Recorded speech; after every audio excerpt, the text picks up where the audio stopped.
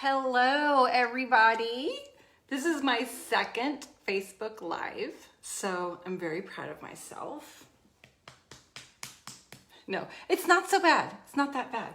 But I've been loving just hopping on and sharing tips with you guys. So I'm going to try and do one Facebook Live a week just to give you some good tips. If you're just hopping on and you've never seen me before, my name is Karen and my studio is KWS Vocal Studio. It's very unoriginal, but that's me. And I'm a voice teacher, and I'm doing a lot of teaching online right now, just like everybody's doing everything online. I love to help students free their voice and find their natural voice and free their song and tell their story and all that good stuff. So it has been a joy over the past many years to work with students, and with things being more dependent on online venues, I'm be on the lookout for some other stuff that I'm gonna put out there. I'm trying to develop a course, and I'm excited about that because it's just getting you singers and vocalists good information to keep sharpening your skills in a time where we can, right? So anyway, let me get to what I want to tell you about today. So I've been talking to some students who are rehearsing for productions. Some of my students are dance teachers, and they're working up their end of the year concert. It's the holidays. I have a lot of students who are worship leaders at churches, and things are opening up again. So the holidays have always been a really busy time, and a time where vocalists get super tired and overworked, right? So that just made me think of giving you guys some good tools that you can use to keep your voice healthy. This one is specifically for, how do I turn on, how do I know? I don't know who's watching, but it matters, but it doesn't matter. Sometimes I get distracted because I want to say hi to everybody. But so this tool is specifically to check for vocal cord swelling, okay? Most of the time we push through and we don't even realize it. We don't even realize that there's a little bit of swelling there. If you keep singing on swollen cords, guess what? You might get an injury, and then even worse. That's the extreme case, but why not approach your voice from an angle of prevention as well? I always talk about maintenance, but let's help you get to know your voice in that way.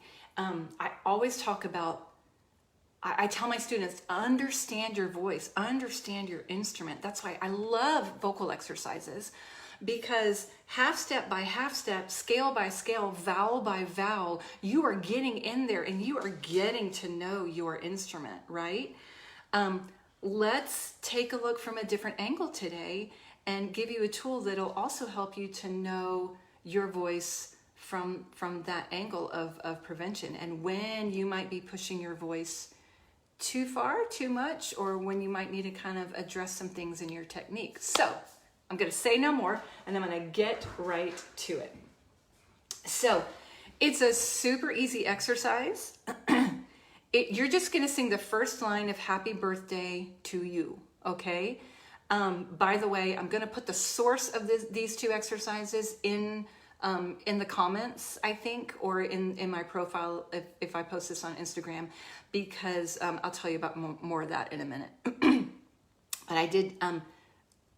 I'm borrowing this from an amazing ENT who's put a lot of great stuff up online to help take care of your voice. I'm going to start on a C. Guys, you can start on middle C. The important thing is you're going to sing it soft as you can, and you're going to sing it in your head voice. Actually, I'm going to start on a B because I just had a hot dog.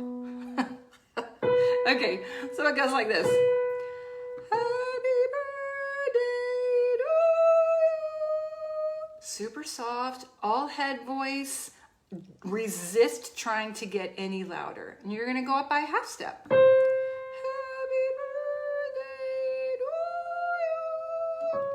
Happy birthday to and I'm using D's instead of T's to keep everything connected. Okay. If there's, and you just keep going up by half step, you can start a little bit lower if you want to, but just make sure that it's all in your head voice and that it's really soft. Okay. I keep looking at my notes. Sorry about that. Oh, let me play for you what you're listening for. So what you're listening for, if there's a little bit of swelling, is just a catching of the voice, like a minute before you start phonating. A lot of breathiness. Let me give you kind of an extreme example, and I hope you can hear this. Happy birthday to you. Happy birthday to... Oh, he goes, nope. That's how I feel sometimes at 8 o'clock on Sunday morning at church. But yeah, so that's what you're listening for. He's a pretty extreme case, but even if there's a little bit of swelling, you're going to be able to see it. Let me give you the second exercise that's really helpful. This one, you want to sing kind of bouncy, but you still want to sing it. You start on the same pitch, and you want to sing it soft and sing it in your head voice. You can do this one a couple of different ways, but I'll just do a simple way.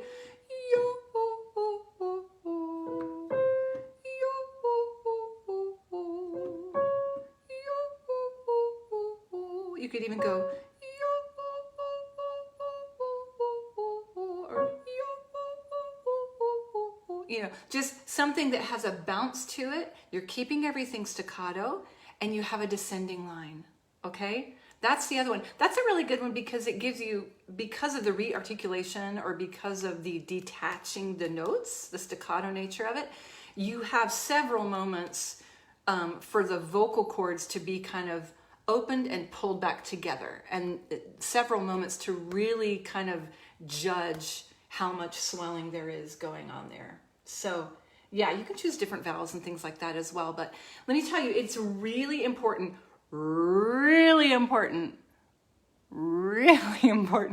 to keep it soft. Okay. Don't try to push through with volume, because guess what? A lot of times we're singing on swollen chords. I just worked with a student who works at a restaurant. She's like, oh, I'm feeling tight. I'm feeling this. I'm feeling that. It's like, your job overworks your voice. Just talking to 2 tables is going to overwork your voice because it's a loud environment. So I need to make sure that I send this to her. So, when she sings, she's having to put some extra effort in because she has to give it so much volume in order to sing past that swelling, right? So that's why it's really important. We can kind of manipulate our sound to make it come out. Same thing with chest voice. We can, girls especially, we can give it a little bit more beef from the bottom if there's some swelling to kind of sing through that and sing over it. And you know what? Sometimes we have to. It's not the end of the world. But if you just want to really, really kind of get a good, true sense of where you are and your vocal cords. I'm feeling very healthy, by the way, today. There wasn't any catching. That's good. Sometimes after teaching all day, I have the little bit of the swollen cords. Hi, Stephanie, and hi, Randall Glass. Wow, blast from the past. Yeah, so that's important to keep in mind. Okay. Yeah, and let me just stop and say, if there's a little bit of swelling and if your voice is catching, it's not the end of the world, right? Just revisit your technique. I always tell my students, reset. Have ways to reset your voice to the place where you know it's the most healthiestness, right? If it keeps showing up, if you do this on a regular basis and it doesn't go away, and that there's swelling there, then it's your call. You can either take a couple days of vocal rest and then come back to it. Look at your routine, look at your day. My student didn't realize certain things about working at a restaurant that was making her overuse her voice, because she's also talking through a mask, right? I'm sorry, I'm going kind of long today, but I've just been really seeing a lot of fatigue and overworked voices lately. So I want to help. Okay, so if you see a little bit of swelling and it's kind of in and out, you know, look at your technique. Maybe get with a one-on-one teacher. Go back to your teacher, to your voice teacher or voice coach, and also look at your daily routine. Look at how you're holding your body. You know, what are some ways that will that will help your voice that will help you speak and sing from a place of support and strength. Okay, don't clear your throat. Never ever clear your throat. That's about it. And I wanted to say, if it's persistent and it's always there, then you might want to go see your ENT, and you might want to get a scope through the mouth, not the nose. More on that later.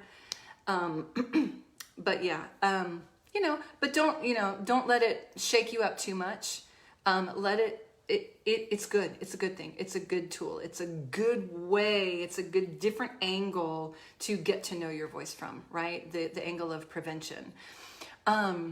So make it part of your daily routine. Make it part of your vocal routine for sure, you know. It's a good thing to do, maybe even as part of your warm down. I think it's a good thing to do just all the time. I mean, if you're using your voice all the time and if you're singing all the time, make this exercise part of your daily routine. You guys know, those of you who know me and work with me, I'm like, do your breathing exercises when you're drying your hair, or when you pass the Starbucks, do this vocal exercise. You know, find creative ways to make it part of your day. Then it will become habitual, right? I think, you guys, is that all of my notes? Yes. So again, I'm going to put a link. Hopefully that all makes sense. Message me if you have any questions about it. Please, please, please. This is my passion. I love helping people in this way. And I only know this much. You know what I mean? One guy who knows a lot is the guy who has the YouTube channel that I'm going to put a link to. It's called Laryngopedia. And he's part of an ENT group and speech therapists, I think, as well. Again, he gets very, very heady at times, but he's got lots of good information and good tips on a healthy voice, okay? Thanks for watching. I think more people showed up today than on my last Facebook. Yay! And it's not just my mom and dad. Message me with any question, you guys, and keep an eye out. I'm going to try to do this every week, give you good tips. Yay, I'm getting lots of likes and loves. Thanks, you guys. Angelique, hi! We should talk more. Angelique is my friend who also teaches lessons, and she teaches piano as well, and an incredible singer. But yeah, check out that link. It can get heady, get a little bit voice geeky, but he's got some great information on there. And he can also put you to sleep with his voice, and that's a compliment. So if you need help falling asleep at night, go to his YouTube channel and listen to his videos. Don't listen to me. I'm too cackly. Okay, I'm going to stop talking, and I will hopefully see you again next week with something else new and helpful. Okay, bye, you guys. How do I stop this thing? I never know how to stop. Okay, bye.